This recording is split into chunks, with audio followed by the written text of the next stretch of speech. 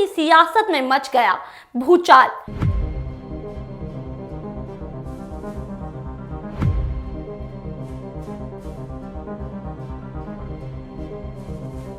क्या टीपू सुल्तान पर छिड़ी बहस इतिहास की है या 2026 की रणनीति का हिस्सा?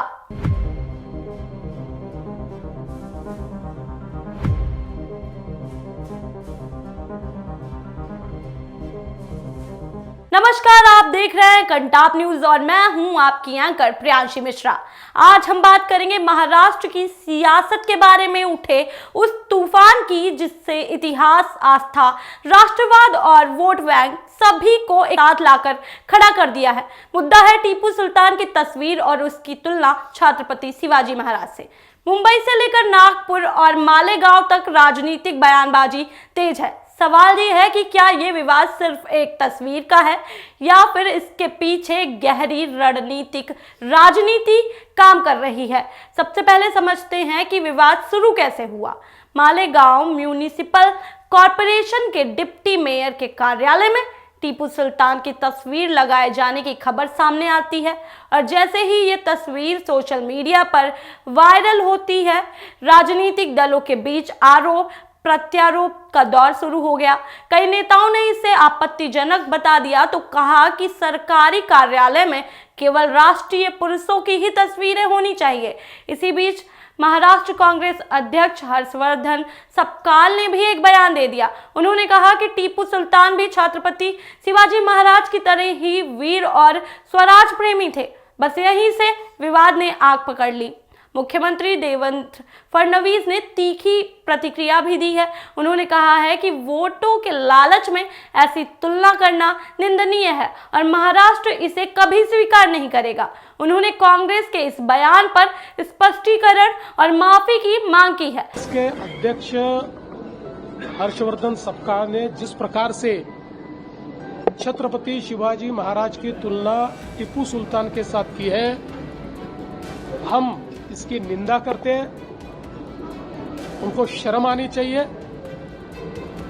छत्रपति शिवाजी महाराज जिन्होंने मुगलों के साथ लड़ाई करके स्वराज्य का निर्माण किया और हजारों हिंदुओं को कत्ल करने वाला टीपू सुल्तान, वो और महाराज, इनको एक समान आदर दिया जाए, इस प्रकार की बात अगर कांग्रेस पार्टी कहती है तो वोटों के लालच में ये कितने भी जूते चाटे, महाराष्ट्र और देश इसको सहन नहीं करेगा। उधर ओवैसी ने भी इस पूरी बहस में अपना रिएक्शन दिया है। उन्होंने कहा है कि टीपू सुल्तान अंग्रेजों से लड़ते हुए शहीद हो गए थे। उन्होंने अंग्रेजों को लव लेटर नहीं लिखे थे जैसा वीर सावरकर ने किया था। अंग्रेजों से लड़कर टीपू की शहादत हुई।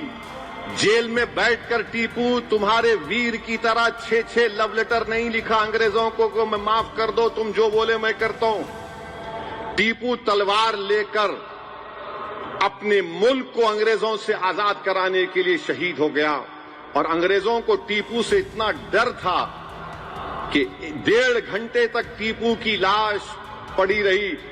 अंग्रेजों की फौज के घेरे में टीपू की लाश है, मगर डर रहे थे कि अगर शेर उड़ गया तो क्या होगा। जब जाकर देखे तो टीपू का जिस्म गर्म था। क्या ये बात सच नहीं है देवेंद्र फडणवीस साहब कि टीपू की लाश के पास से, उसके पास से अंगूठी निकली सोने की, उस पे क्या लिखा हुआ था? राम। ओवैसी के इस बयान के बाद सियासी तापमान और बढ़ गया है। आपको बता दें कि अब सवाल उठता है कि टीपू सुल्तान आखिर थे कौन। टीपू सुल्तान मैसूर के शासक थे। उन्होंने 18वीं सदी में ब्रिटिश ईस्ट इंडिया कंपनी के खिलाफ कई युद्ध लड़े। उन्होंने शेरे मैसूर भी नाम से जाने जाते हैं। इतिहास के कुछ अध्याय उन्होंने अंग्रेजों के खिलाफ संघर्ष करने वाला योद्धा बताते हैं, तो कुछ आलोचक उनको सिर्फ यही मानते हैं कि उन्होंने धार्मिक भेदभाव भी फैलाए हैं और यही कारण बन जाता है कि उनका नाम आते ही राजनीतिक बहस तेज हो जाती है। लेकिन इस बार विवाद सिर्फ इतिहास का नहीं है, बल्कि राजनीतिक दोहरे रवैये के आरोपों का भी है। कांग्रेस प्रवक्ता सचिन सावंत ने सोशल मीडिया पर लंबा पोस्ट साझा करते हुए भाजपा पर आरोप लगाया है कि भाजपा पहले ही टीपू सुल्तान का सम्मान करती आ रही है, लेकिन अब ध्रुवीकरण की राजनीति के लिए उन्हें विवादित बना रही है। उन्होंने उदाहरण दिया है कि 2013 में मुंबई के एमपुर वार्ड में शहीद टीपू सुल्तान मार्ग रखने का प्रस्ताव भाजपा नगर सेवक ने ही पेश किया था। 2001 में भी अंधेरी पश्चिम में शेरे मैसूर टीपू सुल्तान रोड का नामकरण भी भाजपा नेताओं की मौजूदगी में सर्वसम्मत से हुआ था। इतना ही नहीं, कर्नाटक के पूर्व मुख्यमंत्री BS येदियुरप्पा ने टीपू सुल्तान की कब्र पर जाने का भी जिक्र किया है। दूसरी तरफ शिवसेना प्रवक्ता संजय निरुपम ने भी इसे स्वतंत्रता सेनानियों का अपमान बता दिया है। उन्होंने कहा है कि देश के महापुरुषों की जगह टीपू सुल्तान की तस्वीर लगाना बेहद गलत है। उनके अनुसार टीपू सुल्तान ने अंग्रेजों के खिलाफ अपनी रियासत बचाने के लिए लड़ाई लड़ी थी, ना कि देश को स्वतंत्रता दिलाने के लिए। वहीं एनसीपी प्रवक्ता आनंद परांजले ने भी और साइना एसपी ने भी अपनी जो रिएक्शन है उसको साझा किया है और उन्होंने कहा है कि ऐतिहासिक व्यक्तित्वों की तस्वीर लगाने पर एक तरीके से सवाल उठाए हैं। इसी बीच जो शिवसेना का उद्धव गुट के नेता हैं संजय राउत ने भी अपना प्रतिक्रिया दिया है। उन्होंने भाजपा से पहले ही मुंबई में मानखुर्द में एक बगीचे को टीपू सुल्तान का नाम दिया गया था, उस पर सवाल खड़े कर दिए हैं कि आखिर ये मुद्दा उठाया किसने है। तो क्या ये पूरा विवाद राजनीतिक ध्रुवीकरण का हिस्सा है? महाराष्ट्र की राजनीति ने इतिहास अक्सर चुनावी रणनीति का हिस्सा बनता जाता है। छत्रपति शिवाजी महाराज महाराष्ट्र की अस्मिता के प्रतीक है। उनकी तुलना किसी भी अन्य ऐतिहासिक व्यक्तित्व से करना भावनात्मक प्रतिक्रिया पैदा कर सकता है। जब हर्षवर्धन सपकाल की तुलना की गई तो आपको बता दें कि भाजपा ने इसे महाराष्ट्र की भावना से जोड़कर रख दिया है। वहीं कांग्रेस का भी तर्क है कि उनका मकसद वीरता की बात करना था, तुलना करना नहीं। इस पूरे विवाद में एक और पहलू है वोट बैंक की राजनीति। यानी मालेगांव का एक ऐसा क्षेत्र है जहां मुस्लिम आबादी बेहद प्रभावशाली है। ऐसे में टीपू सुल्तान की तस्वीर को कुछ लोग राजनीतिक संदेश के रूप में देख रहे हैं। विपक्ष भी आरोप लगा रहा है कि भाजपा इस मुद्दे को तूल देकर ध्रुवीकरण करना चाहती है, जबकि भाजपा का कहना है कि यह राष्ट्र नायकों के सम्मान का सवाल है। इतिहासकारों की राय भी बटी हुई है। कुछ टीपू सुल्तान को आधुनिक हथियारों से इस्तेमाल और अंग्रेजों के संघर्ष के बीच याद कर रहे हैं, तो वहीं कुछ शासनकाल में धार्मिक नीतियों को लेकर आलोचना भी कर रहे हैं। लेकिन सवाल ये खड़ा होता है कि क्या 18वीं सदी में इतिहास को 21वीं सदी की राजनीति का हथियार बनाना जरूरी हो जाता है?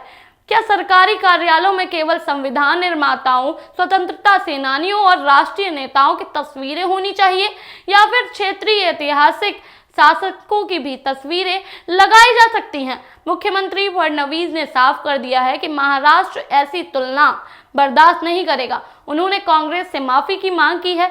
बाद में सपकाल ने सोशल मीडिया पर स्पष्टीकरण देते हुए कहा भी है कि छत्रपति शिवाजी महाराज की वीरता अतुलनीय है और उनका बयान गलत अर्थ में लिया गया है। लेकिन अब जब सियासी आग भड़क चुकी है तो ओवैसी के बयान ने इस बहस को राष्ट्रीय स्तर पर लाकर रख दिया है। वीर सावरकर का नाम आने के बाद विवाद और गहरा हो गया है। राजनीतिक विश्लेषक मानते हैं कि ऐसे मुद्दे चुनावी माहौल में ज्यादा उभरते हैं। पहचान की राजनीतिक, ऐतिहासिक प्रतीकों का इस्तेमाल और भावनात्मक बयान, ये सभी चुनावी रणनीति का हिस्सा बन सकते हैं। महाराष्ट्र में आने वाले स्थानीय निकाय चुनाव और भविष्य की राजनीति संभावनाएं इस बहस के पीछे वजह हो सकती हैं। अब देखना ये होगा कि क्या ये विवाद कुछ दिनों में ठंडा पड़ जाएगा या फिर यह आने वाले समय में बड़ा राजनीतिक मुद्दा बनेगा। क्या इतिहास के पन्नों से निकले नाम आज की राजनीति का एजेंडा तय करेंगे? और सबसे बड़ा सवाल, क्या जनता विकास, रोजगार और महंगाई जैसे मुद्दों से हटकर फिर इतिहास की बहस में उलझ जाएगी? फिलहाल जो महाराष्ट्र है वहां पे टीपू सुल्तान का नाम सियासी तूफान का केंद्र बन चुका है। बयानबाजी जारी है, आरोप प्रत्यारोप भी जारी हैं और राजनीतिक दल अपनी अपनी व्याख्या के साथ जनता के बीच जा रहे हैं। इतिहास की व्याख्या अलग अलग हो सकती है, लेकिन लोकतंत्र में संवाद जरूरी है। क्या यह संवाद शालीनता से होगा या फिर आरोपों की आग और भड़केगी? आप क्या सोचते हैं? क्या टीपू सुल्तान को वीर योद्धा के रूप में देखा जाना चाहिए या तुलना महाराष्ट्र की अस्मिता से खिलवाड़ है? आप अपनी राय हमें कमेंट बॉक्स में जरूर दें। फिलहाल इस बड़ी राजनीतिक बहस पर हमारी नजर बनी रहेगी। तब तक के लिए मैं प्रियांशी आप सभी से विदा लेती हूं।